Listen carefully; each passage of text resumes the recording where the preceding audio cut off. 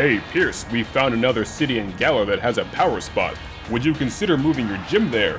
With Dynamax, you can bring in crowds bigger than Raihan's. So come on, Pierce, what do you say? No.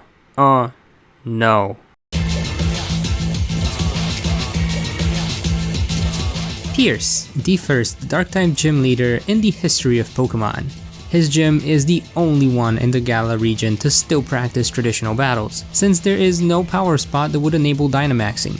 Sadly, this means the town of Spikemuth has fallen into obscurity for mainstream fans, and totally not because of its sketchy alleys, lack of seating, or inability to hitch a cab. Normal battles are just too boring for the people of Galar. But maybe, if Piers could defeat Leon and claim the title of champion, he can restore Spikemuth to its former glory.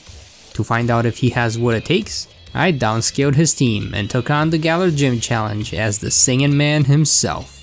And yes, random singing may occur, consider yourself warned. The first battle of the Gym Challenge was with Milo, who actually beat me with ease thanks to his Dynamax Pokemon.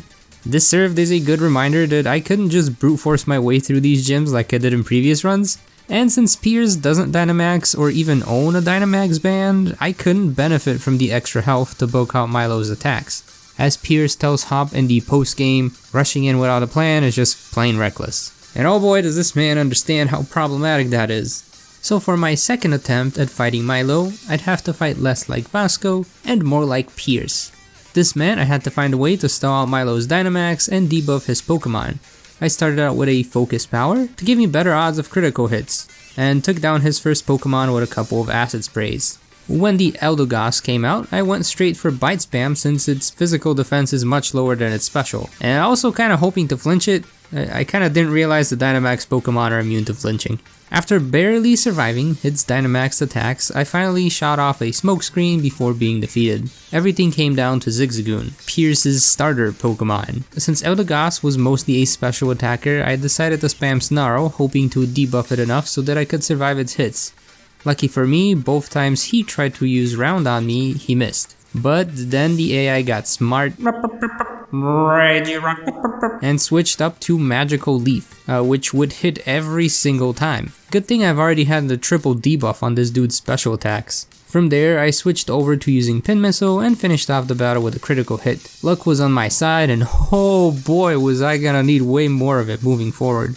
Next up was Nessa, the gym leader that's caused me the most trouble when doing these challenge runs, and unlike the previous times, I wouldn't even be able to Dynamax when facing her Dreadnought. Leading off with Stunky, I was able to knock out her fish. However, her turtle showed no mercy, knocking out both of my Pokemon with ease. I needed something to help stall out the Dynamax if I was to have any hope of beating her. So I picked up a Purloin from Route 2, since Piers must have secretly had one to teach his Scraggy Fake Out later. Kind of how Raihan secretly has a Milotic. To keep this challenge fair, I removed all damaging moves from the cat and went back to battle. I stalled out the Dynamax and sent out Linoon to fight this double defense debuff turtle. I managed to land one Night Slash, but even with a critical hit, the damage just wasn't enough. Her Dreadnought outsped me in the rain, and since Linoon couldn't one-shot it, that meant I was going to lose again and again and again. And for the first time when doing this series, I put the game down. Had projects and exams to study for, and my health took a turn for the worst, so for the majority of the month of November, I had accepted defeat. Piers couldn't defeat Nessa. Piers couldn't become champion. That was until a week before my birthday when I was trying to calibrate my laptop's new battery. I didn't want to wait all night for it to drain, so I started a stream here on YouTube, hence the drop to 720p, where I was joined by my friend Vicvillon. I hear people saying hello, Vic's voice. I did some single battles with viewers and on a whim decided to show them a behind the scenes struggle with the Nessa fight. By then I had plenty of time to think about Piers' team and had realized something very important. I was a bit confused as to why he would use his Obstagoon in battle and save Skuntank for last. After all, Obstagoon is supposed to be his signature Pokemon. You know, the one that he uses in the post-game and that follows him around in the Isle of Armor. Well, I realized the reason that the orders are reversed is that Obstagoon is faster and able to knock out more Pokemon before taking much damage itself. Meanwhile, Skuntank is more for picking off already weakened enemies. So this time around, I started the battle with Linoon and took out both of Nessa's fishies. Then I went for a lick on the Dreadnought and managed to paralyze it. And it was stunned by paralysis right away. I followed it up with a Night Slash, landing a critical hit, which did joke damage, but I'll take it. Sadly, Linoon went down and Liepard stalled out the Dynamax with a Protect. Since I couldn't do any damage, I pulled a classic Piers and Pocket Sand! The battle came down to Stunky v Dreadnought. Since the turtle was paralyzed, I was actually able to outspeed it even in the rain, and decided to spam Bite. The first time, it flinched. The second time, its attack missed. The third time, it flinched again. It wouldn't get a fourth chance. With the power of friendship and low stream quality, I finally defeated Nessa. Good job, Mr. Games, but the fun has just begun. Up next, we must fight Kabu. Long before Raihan, his Pokemon are fast, his Pokemon are bulky. The only decent Pokemon you have is little Stunky. Burn. Listen here, Vicvillon, my team is just okay. I'm gonna lead with Scraggy and bomb his Ninetales away. My Pokemon is weakened, Arcanine took the bait. Little does he know, Linoon knows retaliate. You will be set on fire, and Hot Wheels will be spun. His dog is not that scary, and the fun has just begun. He has a giant Centiskorch, ambitions burning bright. I have a tiny Linoon with baby doll. G-Max flutter by. Now where was I? I sent out the stalling Liepard, used Protect and Pocket Sand. And well, dear viewer, this battle is about to end. It's time to send out Stunky, and the battle will get funky. By funky I mean toxic. Now all I need is time, so take a look at this graph and subscribe to Mr. Mime. Me, subscribe to me, not that clown, or the cooler clown. Me. Anyway, I used Venoshock and won the battle. But oh my goodness, was I far from winning the war. You see, unlike Nessa, who didn't have anything super effective against me, or Kabu, who only had one Pokemon that could easily sweep my team, everything on B's team could basically one-tap my dark types. I guess I better add B to the list of very powerful gym leaders right next to Nessa. After a couple of very foolish failed attempts, I decided to bring out the big guns. So first, I had to evolve my Linoon. Oh yeah, the game softlocks Stolen Sight into permanent day mode until you beat the gym. So I flew to the wild area where time does work normal and evolved my Linoon. I also picked up that Toxel from the daycare on Route 5 just to have an extra buffer on my team. Knowing how caring Piers is about youngsters like Marnie and Hop, I could totally see him instantly picking up this Pokemon the moment he passes by the daycare. Also, it's on his team in the postgame, and I'm taking all the help I can get. I started the battle with a Fake Out, and hope I can do some damage with Brick Break before getting obliterated in one hit. Ouch. I am Obstagoon Montoya. You killed my teammate. Prepare to die. Next up was Pangoro, who fell for my trap, lost a little bit of its defense, and then got chopped off the battlefield. I obstructed on Surfetched as well, and since he too tried to hit me with a 4 times effective move, down goes his defense. I tried to finish off the fight with the Retaliate, but sadly couldn't do enough damage and got hit with a Revenge. Anyways, I used Venoshock and won the battle, but oh my goodness was I far from winning the war. B bringing out Pharaoh Aaron over here. I only had one hope, and that was to Toxic Stall. B went for a Max Darkness, which didn't one-shot me, yay! And then I went on to Protect against her Max Strike. But with the speed debuff, Stunky got taken out on the last turn of Dynamax. I had this battle in the bag, but first I had to let the cat out of the bag. So I sent out my trusty Liepard and went for a Fake Out, then a Protect. And on its last turn to attack me, the Machamp decided to use Scary Face, or should I say Scared Face, because right after that it died to poison. Was that a cheap victory? Yeah, but whoever says Piers plays fair. Next up was Opal. I got a bit scared when her Mawile started using Draining Kiss, since that would undo any puny damage I could inflict. But then I realized I had Skuntank on my team and it conveniently knew Flamethrower. Burn, baby, burn! I also took out her Togekiss with 2 Venoshocks, leaving us against the Giant Cake. Fun fact, Opal used to be a gym leader before Dynamaxing was a thing, but unlike Piers, she did the upgrade when the technology became available. I wonder if he's salty about that. Could be, considering he just poisoned her cake. And he screeched at it too. It was finally time for Toxicity to shine. First up, we used Venom Drench to debuff her attacks, and then I finished off the battle with a Poison Jab. I guess even Piers isn't pink enough for Opal, although to be honest, he doesn't even want to be Spikemuth's gym leader, let alone take up the job elsewhere. I'll pass Opal. But I will not pass up on Inkay, okay? Because it's the last Pokemon needed to complete Piers' team. Although it also happens to have the most annoying evolution method. You have to have the game in handheld mode and make sure every controller is disconnected too. Here you can see my Pro controller was still connected, so I had to make sure it's not because it failed the first time. And then you have to level up the thing while the console is held upside down, and ta-da! Evolution! With the full team ready to roll, I went to rock out at Gordy's gym.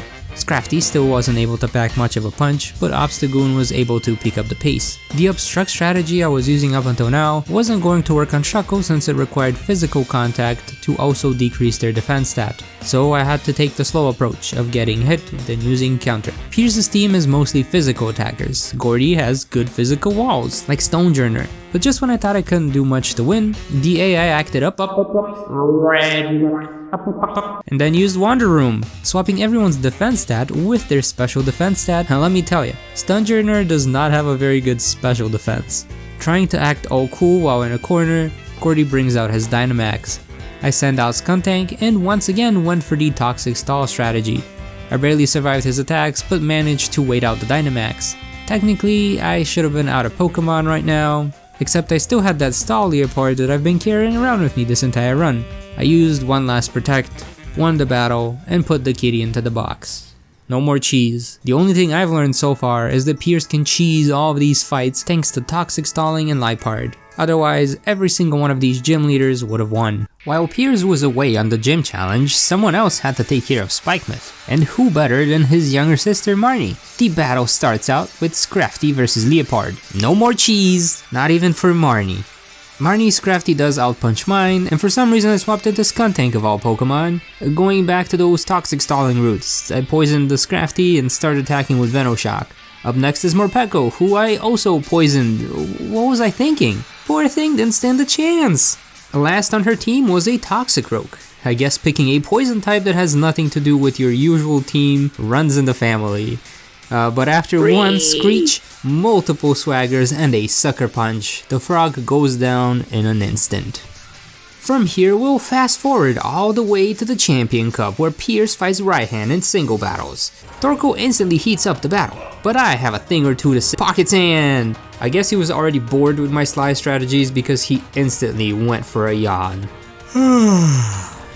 I might be asleep, but at least Pocket Sand worked. I tried going on to the offensive with Scraggy, but sadly he couldn't break through the turtle's hard shell. I tried doing the same with Malamar, and once again, Raihan was not impressed.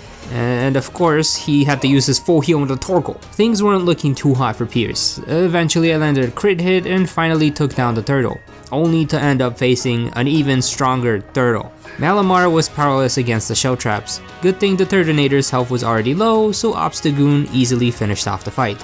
Goodra was a bit worrisome but ended up wasting a turn setting up Rain rather than attacking. Flygon made the exact same mistake as Goodra, setting up Sandstorm rather than attacking. Except this time, Flygon survived with 1 HP. The battle with Duraludon just became much harder. Obstagoon went for Obstruct, hoping to survive one of those max knuckles, and it did!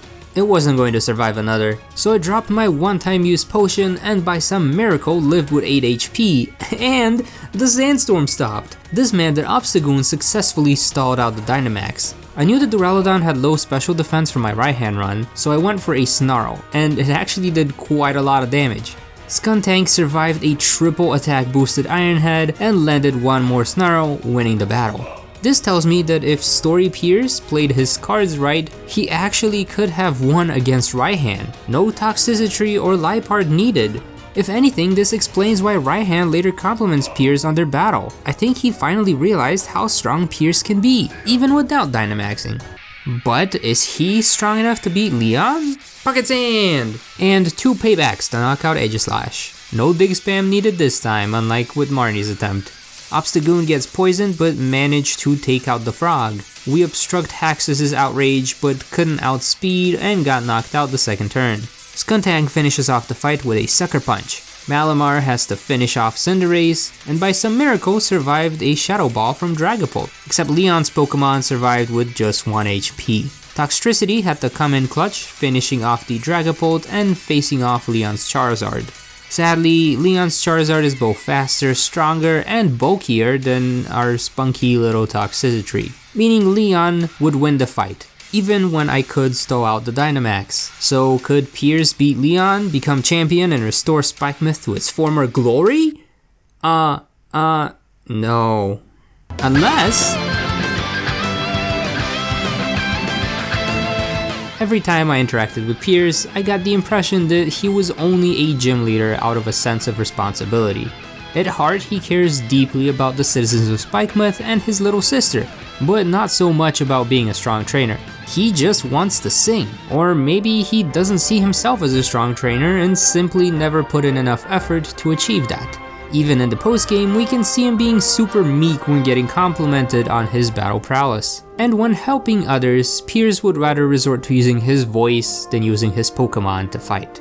Just like he didn't want to be a gym leader, perhaps Piers also didn't really want to be champion. So him losing to Leon would be more of a victory than a loss. After all, now he gets to travel freely, put on a show by doing exhibition matches with his friends, and help out other trainers when there's trouble. To me, it seems that by losing in the championship, Piers gets to follow his heart, and there's no bigger W than that.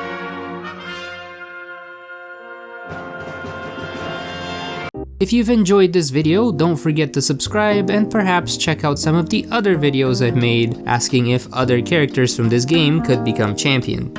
Also a big thanks to Captain Astronaut and Vicvillon for lending me their beautiful voices for this video. Thanks for watching and happy questing.